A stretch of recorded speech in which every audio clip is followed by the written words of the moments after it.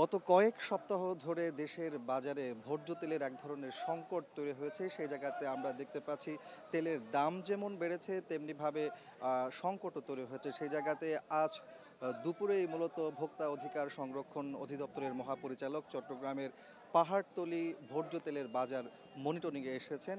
এই মুহূর্তে সেই মনিটরিং কার্যক্রম চলমান রয়েছে। আমরা একটু দেখানোর চেষ্টা করছি।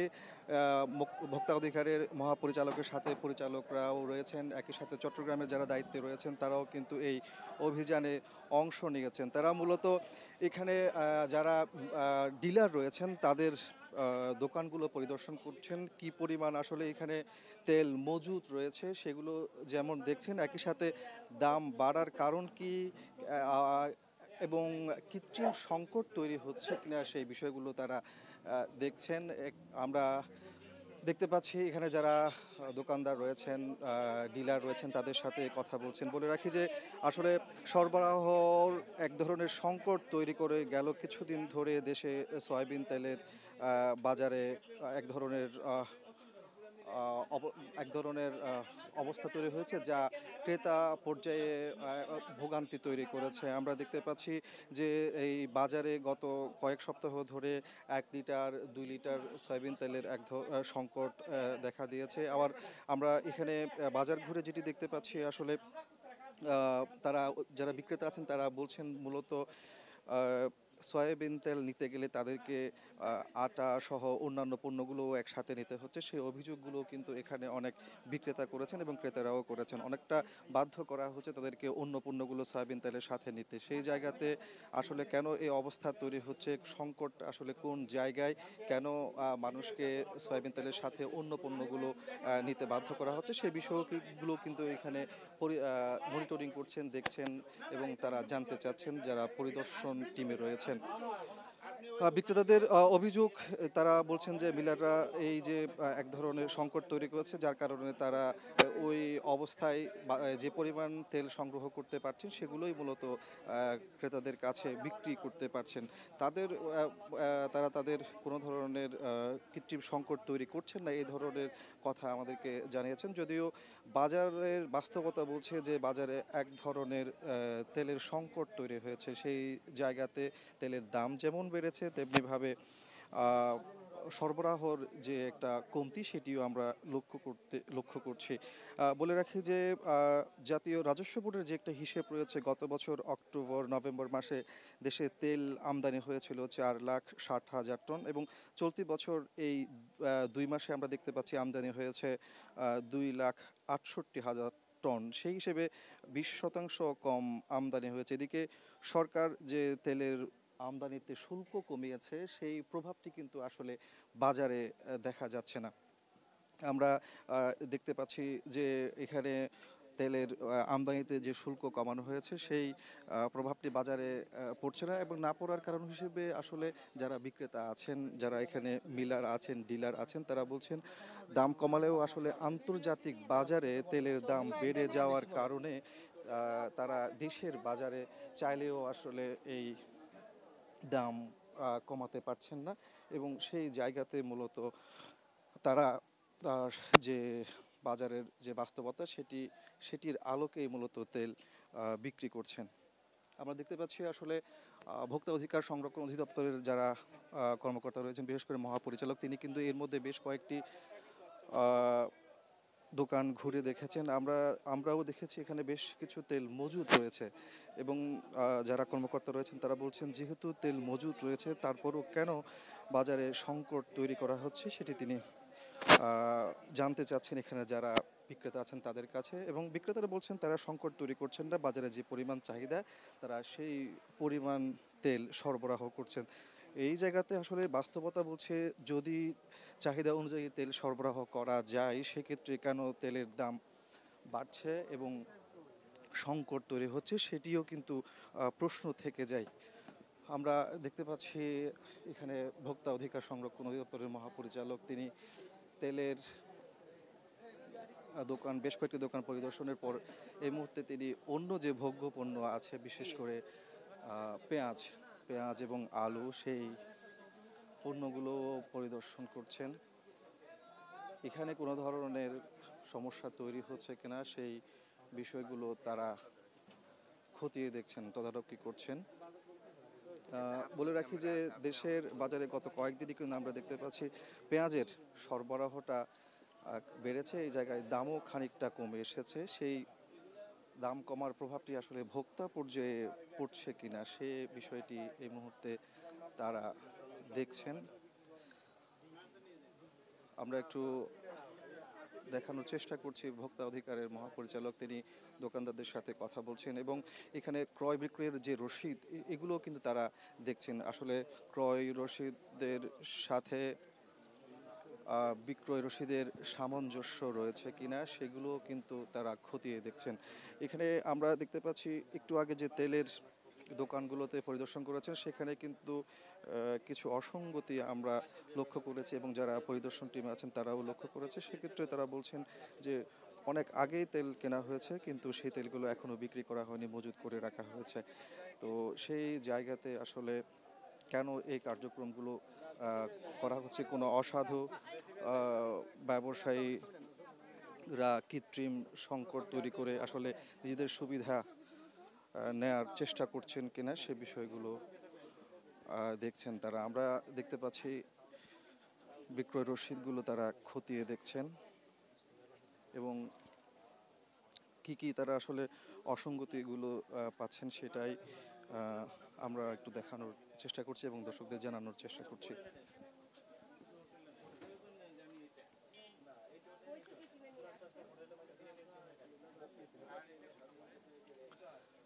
আমরা দেখছি এই মুহূর্তে আসলে তেলের পর আসলে ভোগ্যপণ্য বিশেষ করে পেঁয়াজ এবং আলু এই পণ্যগুলো তারা দেখছেন। আমরা একটু কথা বলতে চাই যিনি এই অভিযানে মনিটরিংয়ের নেতৃত্ব দিচ্ছেন। আমরা একটু কথা বলতে চাচ্ছি যে আসলে কি কি, আমরা একটু লাইভে আছি। আপনারা তো একটু আগে এসেছেন, ভোজ্য তেলের বেশ কয়েকটি দোকান মনিটরিং করেছেন, একই সাথে অন্যান্য যে ভোগ্যপণ্যগুলো আছে বিশেষ করে পেঁয়াজ এবং আলু সেগুলো দেখছেন। আসলে কি কি অসঙ্গতিগুলো আপনারা এখানে দেখতে পাচ্ছেন? তেলের বাজারে যে একটা সংকট তৈরি করা হয়েছে সেটি আসলে কতটুকু বাস্তবে দেখছেন? যে গোডাউন, তেলের গোডাউন দেখলাম, এখানে তো প্রায় 50 ড্রাম তেল দেখলাম। আসলে তেলের আমি এখানে অন্তত এতে সংকট তো আমার মনে হচ্ছে না। একটা অসঙ্গতি দেখা যাচ্ছে যে খোলা ভোজ্য তেল ব্যবহার আমাদের নিষিদ্ধ আছে, কিন্তু ওনারা এখনো করছে। আর তেলের যে সংকট বলা হচ্ছে খোলা, এখানে যদি সংকটই থাকতো তাহলে তো ওদের মজুদ থাকতো না। তো এখন মজুদ আছে অথচ সংকট বলা হচ্ছে, এর মধ্যে গ্যাপটা কোথায় আমাদের একটু দেখতে হবে। আমি এটা দেখে যেটা দেখেছি যে এদের গোডাউনে আছে পর্যাপ্ত। এখন বাকিটা খুচরাতে যাব সমস্যাটা কোথায় দেখার জন্য একটু যদি একটা দোকানে আমরা গিয়েছি, আমাদের একজন প্রতিনিধি, মনে হয় যে এটা কি মুসলিম বোধহয়, আপনাদের যদি ওদিকে যেতেন তাহলে ভালো হতো। আমাদের একজন প্রতিনিধি গেছে। আর এখানে পেঁয়াজ যেটা দেখছি ওনারা দোকানদার বলছেন, এই দেখি এখানে ওনারা বলছেন পেঁয়াজের দাম এখন কমতির দিকে। ওনারা কিনেছেন 160 টাকা 50 পয়সা বা ইত্যাদি, বিক্রি করেছেন কত? 88 টাকা। 88 টাকা কিনে, হ্যাঁ 88 থেকে বিক্রি রসিদ কোনটা? ওনারা দাবি করছেন এবং রসিদে আমরা দেখছি 80 টাকায় বিক্রি করছেন। তাতে ওনাদের বক্তব্য অনুযায়ী ওনারা বলছেন যে এখন কম দামে বিক্রি করছেন। হ্যাঁ, বাজারে এখন খুচরা পর্যায়ে কি 80 টাকা কত বিক্রি করছে খুচরা দোকানদার বলেন তো? জি, 80 টাকা হচ্ছে। এত কিছু নিম্ন কোয়ালিটির মাল আছে, একটু কমে বিক্রি করতেছে। 70-75 টাকা ভালো আছে। আপনার থেকে কিনে নিয়ে গেছে দোকানদার কে আছে? আমাদের তো দূরে পার্টিগুলো নিয়ে যায় এখানে বাজারে, এগুলো বিভিন্ন এখানে ধরেন আপনার আগ্রাবাদে নিয়ে যায়, হালিশহরে নিয়ে যায়, তারপর কর্নেলহাটে নিয়ে যায়, এই সমস্ত জায়গায় নিয়ে যায়। হালিশহরে গিয়েছিলেন, দেখছিলেন কত দাম? 90-95। এখন ওনারা 80 টাকায় বিক্রি করছেন, সেটা তো 95 হয়ে গেলে বেশি না? তারপরে তো মালগুলো আছে, এগুলো তো সবটা একসাথে বেচা হয় না। আপনার দোষ না। জি স্যার। ওটা তো যিনি বিক্রি করছেন তিনি তো তাহলে বেশি বিক্রি করছেন বলে মনে হচ্ছে। স্যার এখানে তো লিখছে উনি 85-90 টাকা দিয়ে বিক্রি করতেছে 8 তারিখ। 8 তারিখ, 8/12, আজকেই তো 8/12। হ্যাঁ, তো আপনার এই রসিদের সাথে তো এটা একটু মিলছে না। আজকে তো তেমন ছেড়ে রেটটা লাগাচ্ছি যে আমরা, মাল তো আছে, দাবি ভালো আছে। যেমন ওই মালটা না না ওইদিকে আমি দেখতে চাই না। আপনার রিসিপ্ট যেটা, এটা তো আপনি দেখতে পাচ্ছেন, এখানে লিখেছেন আপনি 80 টাকা। জি স্যার 80 টাকা মাল আমার কাছে আছে স্যার। আবার আমি যেটা বলি এটা জানো, ওইদিকে 80 টাকা আপনি অলরেডি বিক্রি করেছেন। 80 টাকা আছে তা আমার, আর 90 এখানে টাকা আছে। আপনি লিখেছেন পেঁয়াজ 85-90 টাকা। 90 টাকা ব্যাপারটা স্যার, কি? এটা 90 টাকা স্যার। কোনটা? এটা 90 টাকা। 80 টাকার কোথাও লেখা নাই যে আছে? 80 টাকা আছে তো আছে? ও আচ্ছা আচ্ছা আচ্ছা, দেখছি নিচে আসে। হ্যাঁ। তা আপনি আপনি এটা বিক্রি করছেন এটা বিভিন্ন কোয়ালিটি স্যার। 84 টাকা বিক্রি করছেন। এটা আলু এটা আলু স্যার 64 আলু টাকা 64 টাকা বিক্রি করছেন। স্যার। আর 100 টাকা বিক্রি করছেন রসুন। রসুন স্যার। আচ্ছা ঠিক আছে ঠিক আছে। তেলের বাজারে যে বিষয়টা আপনি বললেন যে তেলে পর্যাপ্ত আছে, তারাও বলছেন কি দাম কেন চলেন বাড়লো? ওইদিকে দাম রাখাই। আমরা তাহলে আসলে আমরা কথা বলছিলাম ভোক্তা অধিকার সংরক্ষণ অধিদপ্তরের মহাপরিচালক, তিনি তার সাথে এখানে পরিচালকরা এসেছেন এবং চট্টগ্রামে যারা ভোক্তা অধিকারের দায়িত্বে আছেন কর্মকর্তা রয়েছেন। এর মধ্যে তিনি যেমনটি জানিয়েছেন যে বেশ কিছু অসঙ্গতিও কিন্তু তারা পেয়েছেন, বিশেষ করে মূল্য তালিকার সাথে বাস্তবতার মিল না থাকা। অর্থাৎ এখানে পেঁয়াজের ক্ষেত্রে তারা দেখছেন যে মূল্য তালিকায় এক ধরনের দাম লিখে দেওয়া হয়েছে, কিন্তু বাস্তবে এবং তাদের যে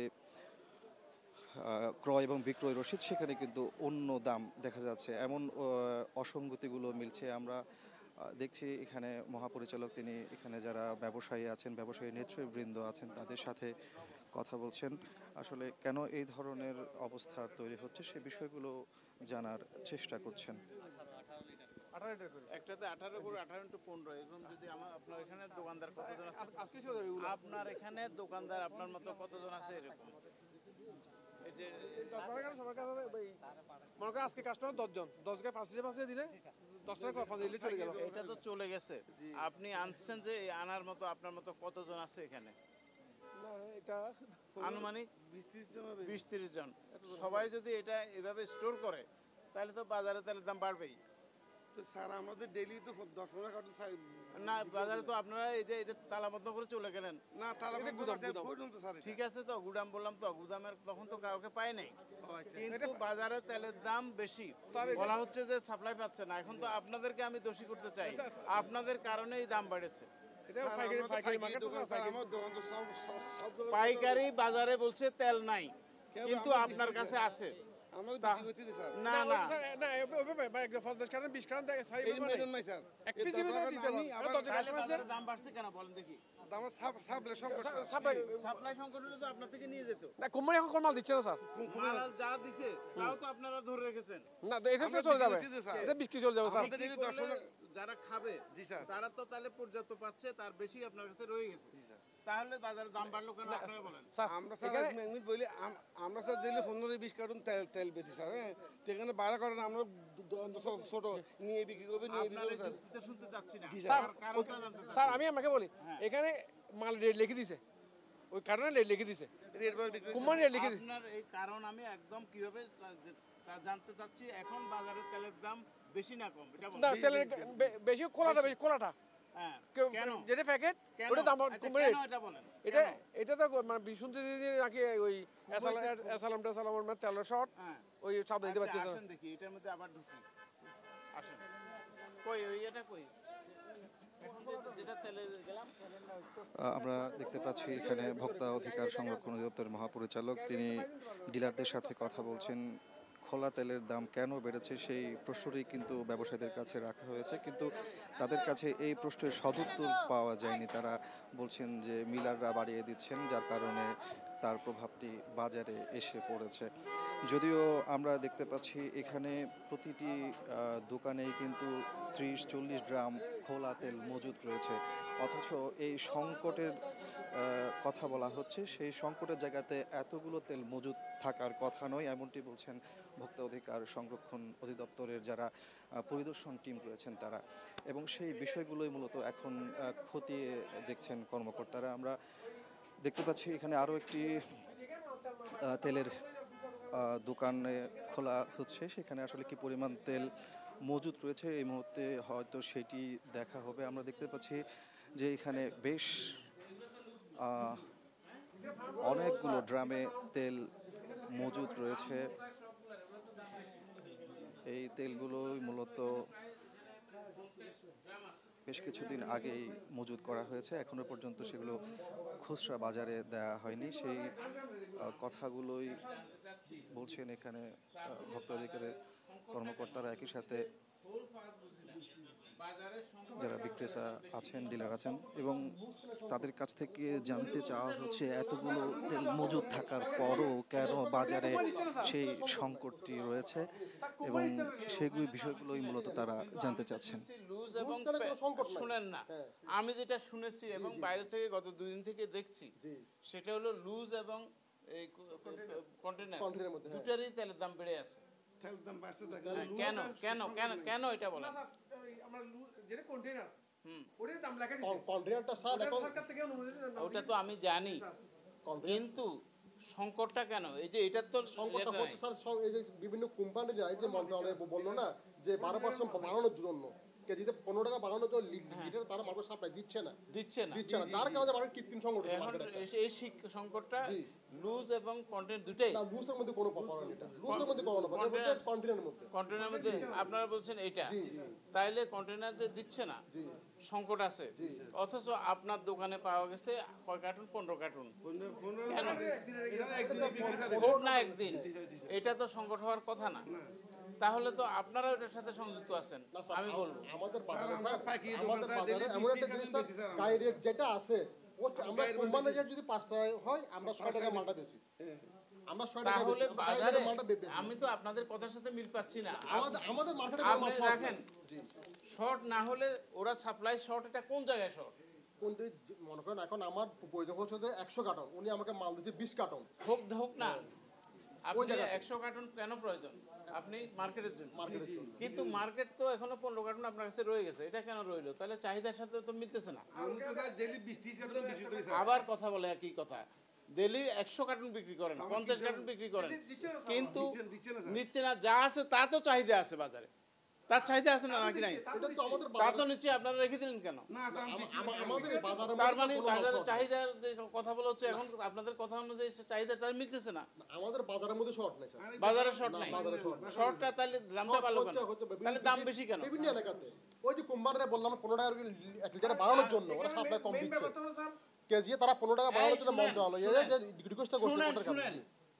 যদি কম দেয় তাহলে দামটা বাড়িয়েছেন আপনি, কারণ ও তো কোম্পানির কাছে যায় নাই, গেছে তো আপনার কাছে। আমাদের যে কোম্পানির যে রেটটা একজন বলেন একটা মিনিট, যে রেটটা আছে ওই রেটের বাইরে আমার পক্ষে দেওয়া সম্ভব না, কেউ কোনো কনজিউমার কিনবে না।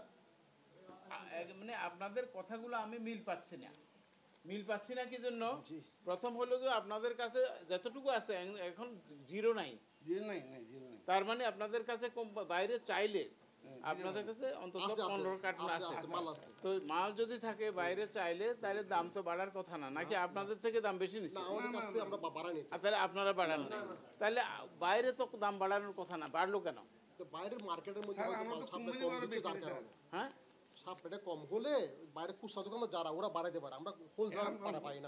হোলসেলার কোনো দাম বাড়ে নাই বলছেন? দোকানে হোলসেলের দোকানে কোনো দাম বাড়ে না, হোলসেলের দাম বাড়ে নাই, এটা আপনাদের থেকে নিয়ে খুচরা বাড়াচ্ছে বলছেন। জি তো এরকম একটা দোকানে চলেন দেখি, আপনারা সাপ্লাই দেন, এরকম একটা দোকানে যাই খুচরা না, ওখানে যাই আগে, তারপরে একটা কথা স্যার আমি বলি, যেতে অসুবিধা আছে না? অসুবিধা নেই, পরে শুনবো।